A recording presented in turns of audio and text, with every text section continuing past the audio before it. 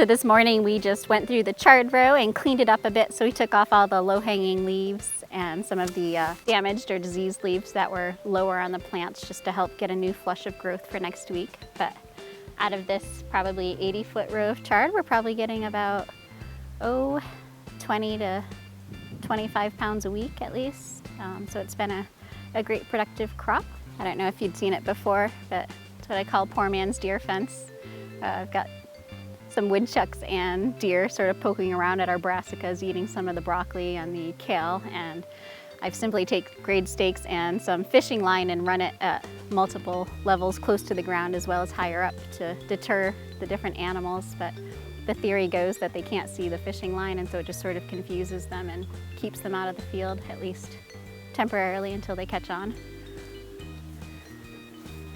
You can see we've got some heads of broccoli coming along here, just starting to size up and green up, so we'll be harvesting those, probably tomorrow, as a technique for trying to get cilantro to grow in the heat of the summer. Cilantro doesn't like the warm weather and it bolts very quickly and it's difficult to grow, and so probably over a month ago we seeded some in between the broccoli plants, knowing that the broccoli would get large and help to shade as well as conserve moisture around the cilantro. So we've got a nice little strip of cilantro growing in there.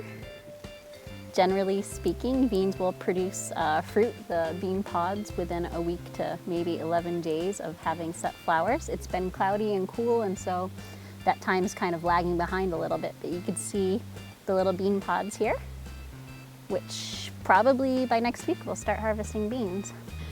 Here's our cucurbit rows. We've grown these in plastic to try to hopefully keep some of the weeds down around the immediate area of the plant.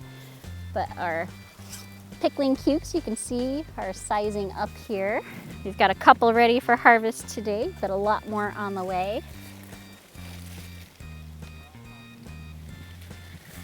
And we've already started harvesting our zucchini, yellow squash, and patty pan squash, so we've got a couple more to go today. We have new successions of all these cucurbits seeded into flats, and so we'll be filling up these rows as we go throughout the season to try to get some new flushes of growth. Eventually these plants will dwindle down and lose their energy reserves, and so we'll refresh them with new plantings. Got a nice crop of rutabaga in, which we've had to thin a few times, but you can already see the roots starting to size up. These are one of my favorite fall veggies, so I can't wait for the harvest. They're pretty much a full season crop, so it'll be late in the summer to early fall that we'll be harvesting these. So we have 3 different types of peppers planted. We have green bell peppers, we have sweet carmine, which are a small red pepper, and then we've got a couple of poblanos down at the end, which are a nice spicy kick. But as you can see, we've already got some peppers ready to harvest, so we'll be pruning those off today and sending them along to the market. Paste tomatoes planted and heirlooms, as well as a few short rows of black cherry and sun gold tomatoes. And these lovely little guys should be coming along anytime now. We've already got tomato sets. Some of the heirlooms already have tomatoes on them too, so we're just waiting for them to color up.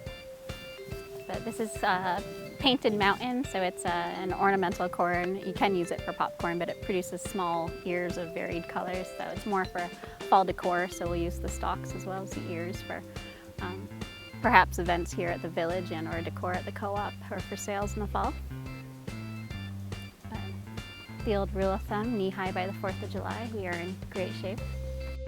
And we've got one patch of fennel here, and the bulbs are pretty well sized up, so we should be harvesting those next week and sending them along to the co-op and maybe stocking the farm stand if consumers are interested. But they turn in some big, beautiful plants, and they're pretty easy to grow because they help to shade out the weeds, so they really do take care of themselves once established. We were surprised to find that there had been an established bed of rhubarb in some of these smaller plots here at the field. We had tilled twice before the leaves had emerged, so we didn't know it was here.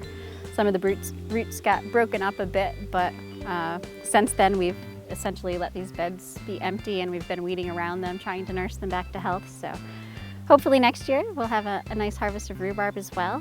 It's a nice bright red variety.